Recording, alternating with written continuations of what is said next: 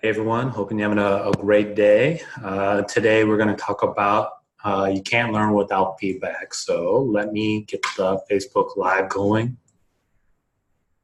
It takes a little bit while if you use Zoom, but it helps record the video. So if you're ever looking to record your Facebook Lives or everything, Zoom has a plugin that allows you to do that.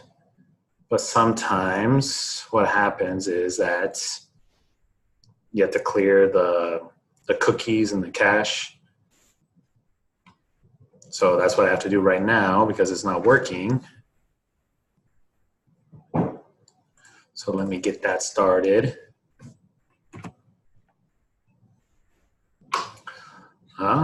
In other news, I have a podcast out there. It's called Your Daily Cup of Joe. So basically it's the same as this, but just an audio format.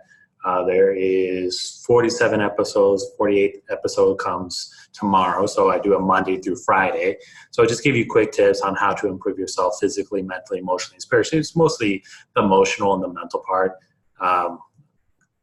Basically, I'm trying to give you wisdom just so you're going to make better develop better strategies for your life so that you can make better decisions with your day. And that's what life comes down to, is whoever can make the most decisions that are not bad typically wins. So I just did that, clear the cache on the Facebook. So let's see if that works right now. All right, that works. But yeah, like everything in life, like you got to learn is like, how can I make better decisions in life? And that's why I read so much. That's why I learn so much. I've listened to so many podcasts, watched a lot of YouTube videos, just because I'm learning how to make better decisions. I'd rather watch a YouTube video or listen to a podcast instead of watching a television show, because what I'm trying to do is hear those stories that causes people to hear the decision process behind what people were thinking when they did this adventure.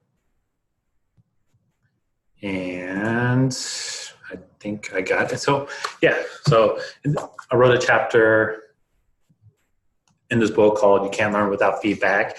And that really basically goes down into why I learn so much. Is I'm trying to see what other people are doing to help them make better decisions in life. And when you're making your own decisions, you need some type of feedback system that's going to tell you, hey, I should continue doing this, or I should stop and do something else.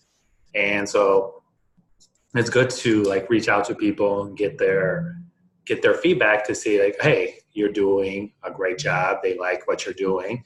So then you should either continue doing that. And so like for me, in doing the podcast, I've gotten some good feedback saying, hey, you got some good tips in there on how to live a better life, or help me make better decisions with my life so that I don't keep making the same mistakes over and over again. And that comes from having a coach. Like when I was in the Marines, we would have these, check-ins. I think we should have done it a lot more. And like I was 21, 22 at the time. So we would have to do these performance reports for people underneath us, and we would get it from our superiors as well. But like we only did that like once a year. I think it would have been a lot better if we did it like bi-weekly and everything. But the idea is that that was good feedback. It's going to tell me, hey, I should continue doing this. The worst thing is doing something for like a year, 2 years, and realizing that you weren't supposed to do that for 2 years. You should have been doing something else. And now you just lost 2 years of your life doing the wrong thing. And that's something I don't want to do with my life, because I realize that time is short. Like you don't have forever. You only have 24 hours in a day. You only have so many years for you to live life on your terms. So by getting that feedback loop is going to tell you, hey, I should continue doing this, or I should do something else. Like with the podcast, Your Daily Cup of Joe, and this book, it says, hey, there's a lot of feedback. You have a lot of great ideas. I just shared this with one of my professors in college. He taught me accounting. And he said like, oh, hey, this is a really good book. I'm really proud of you. And like, hey, that makes me feel better. And what it comes down to now with this book and like the podcast is I just have to go out and promote it. I have to market myself, because I could write the greatest thing in the world, but if I don't market myself, then it's not really going to come true. And so that gives me feedback that says, hey, I got to continue doing this. And when it comes to like, hey, and if you don't know yet, my name is Joe Bautista. I'm the founder of Grow with Joe, where I combine financial planning with self-development coaching, just so that I'm trying to teach you how to have better relationships, have a better career. And so when you have a better career and better relationships, then you're tend to going to have better finances. And then you sit down with me and I'm going to tell you, hey, you should continue investing in this way. Hey, you should open up this account. Like, hey, it's a good idea to buy this home or buy this car, or you should do this for estate planning and everything. And like, I'm there to give you feedback so that you don't deviate from the path too far and start making big mistakes. And you have to realize that like, hey, if I could look at your budget and look at your cash flow and say, hey, you could afford to invest another $50 in your account, and then that $50 can turn into $100,000 for you, do it on a routinely basis, but it can make you a lot more money come retirement. And right now, when you're working, you're in the accumulation phase. And so what your goal is to accumulate as much as possible so that when you retire and you're not working, you accumulated enough so you don't have to worry about running out of money. And that's why I kind of like working with 20 and 30 and 40-year-olds versus 50 and 60-year-olds, because like I'm trying to help you get to the point where you're when you reach retirement, you can retire on the terms that you want to retire on. And I don't know, let me draw something for you guys that shows this concept.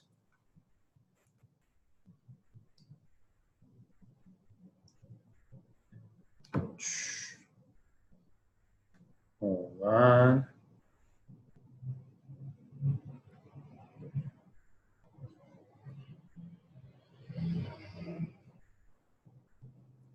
Should be coming.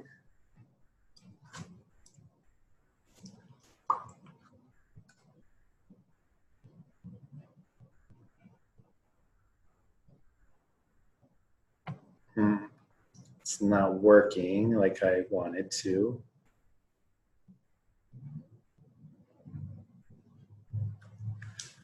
All right, it's not working. I think I have to restart my iPad.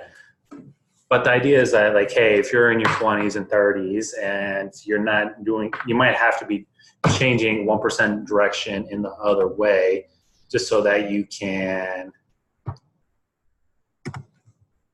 get to the place that you want to go. Like, so like you're 30, you're going like this, but you should be going like this. Like, hey, what we could do is like, hey, change this with your budget, or like, hey, in 6 months when this thing is paid off, let's take half of that money from your, let's say your car payment. So let's say you have a car payment of $300. Let's take half of that, put that in investment, and then the other $150, let's apply it to your standard living so you can go out more or do something. Just have a plan, just have a feedback system where you're sitting down like, okay, this is my cash flow now. This is what I'm going to do with not this extra cash that I have, just so that you have a plan with it and that it's not going to go to waste, so that you can live that better life that you want to live. Like, you don't have to worry about finances down the road or anything.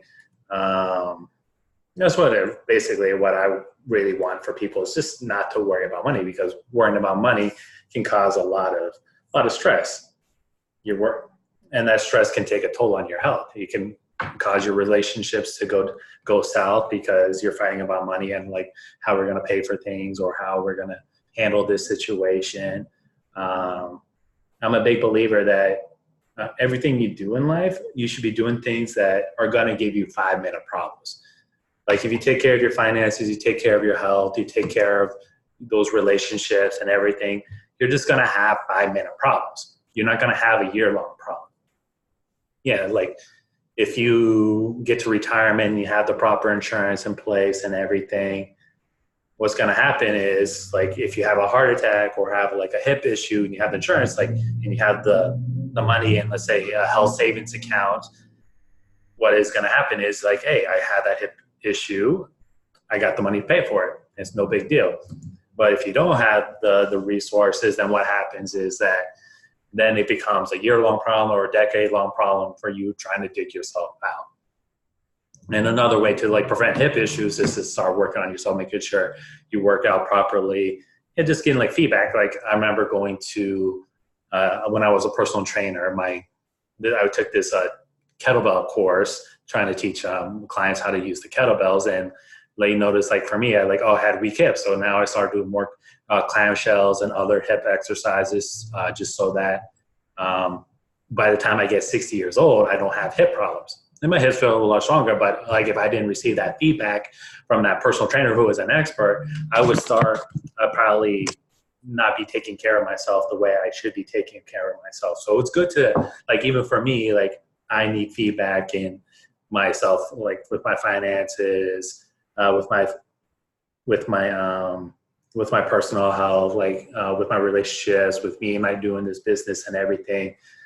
Because if I don't know what I don't know, then I'm just going to continue doing the wrong things. So that's why you got to go out and learn those things you don't know, because it's in the area of what you don't know are where the real opportunities to succeed are. And I just restarted my iPad, so let me see if that works now.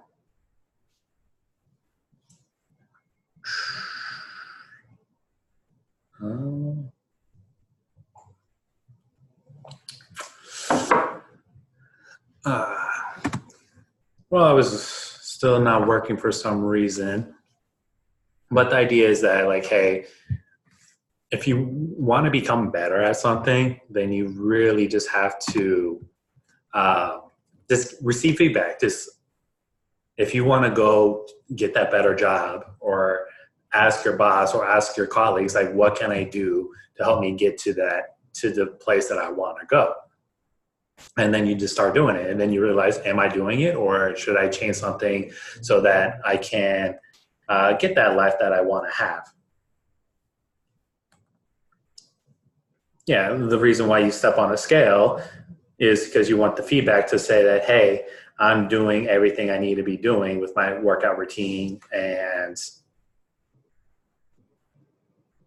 my meal plan to help me get to the goal that I want to achieve. Because if at the end of 1 month nothing has changed, then you have to, that's some feedback that says, hey, I got to change something. Am I not getting enough sleep? Am I too stressed out? Am I not eating the right things? Am I drinking like too much soft drinks? Am I just not exercising hard enough? Like I noticed some people, I don't work out that hard, but I pretty much watch what I eat and just stay active. One of my goals every day is to walk 10,000 steps, and that really helps. That's about walking 5 miles, and that just really keeps the weight off. And I also make sure to do 30 pull-ups every single day, and that just helps me stay healthy. But then I step on the scale, and I'm like, oh, you should probably not eat as much or eat that sweet or anything. And it's just feedback to say, okay, you're deviating from your goals right now. And that's why you should have a metric system that says, hey, if you're trying to build a business and you have 5 clients, but you need to get to 10, you need to see that where it says, hey, I only have 5 clients, I'm trying to get to 10, and then you start focusing on that. So what is measured, we pay attention to. So if you reflect on it, and it's just a habit. So to build up those habits, hey, step on the scale, you just say hey, every Friday morning I step on the scale when I wake up, and then that's going to tell me, hey, am I doing the task that I need to be doing? And yeah, you just make sure you follow up. That's one of the biggest things in the world is you just have to follow up with yourself and just get that feedback. Am I moving in the right direction? And you just have to be intentional with it. Like you have to say like, hey, every Friday morning at 9 a.m. at my desk, I'm going to look at this feedback, look at these metrics to see if I get this feedback. So make sure it's not just like all over the place where like, oh, I want to get feedback. That's very, very vague. Then the brain hates being vague. It just resorts to doing the easiest thing possible. So make sure that you're being very intentional with the time and the place and the action. Like you step on the scale when you wake up every Friday morning, that's going to tell you if you're within your target range or whatever. And it just tells you continue doing what you need to do, improve, or you might be doing too much. It all depends. So you really got to look at your schedule and like figure out your goals and everything, and just get some type of feedback. So at work, get some feedback. With your relationships, get your feedback. And when it comes to work and relationships, be very specific. Like, hey, ask your friends. Like, hey, am I doing everything I need to do to like make sure this is a good relationship? Or same things with the work. Am I doing everything to make sure that I'm doing the things to get a promotion? Like for me and my clients, I ask for feedback at every session. I ask my clients, okay, here's a summary of everything we talked about. Here's our objective plans for our next meeting. You're going to do X, Y, and Z. And then I ask them like, hey, is there anything I can improve for you or do better for you, and to make this relationship better or to help you out? And one of the feedbacks I get is like, hey, can you just send me like a week ahead a reminder of what we're going to talk about in this next meeting? Or can you send me a summary, like a written summary of what we talked about in this meeting? And that's just some of the feedback that I've received. And then I also like to study other things and to see how other people are doing financial planning and coaching and everything, just to realize that, hey, I'm not doing that. That's a feedback system for me to like, okay, let me take that and put into my next meeting to make sure that I am giving the best possible service that I can. So one of the best ways to see improvement in your life is just start getting feedback.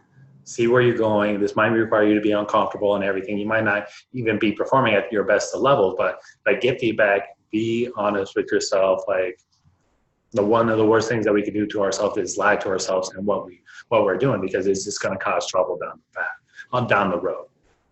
And yeah, just make sure that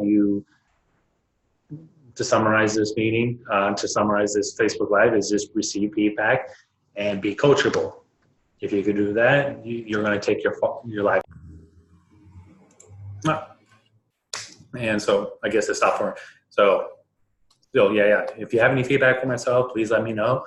And I hope you enjoy the rest of your day. And yeah, leave a comment below and take care.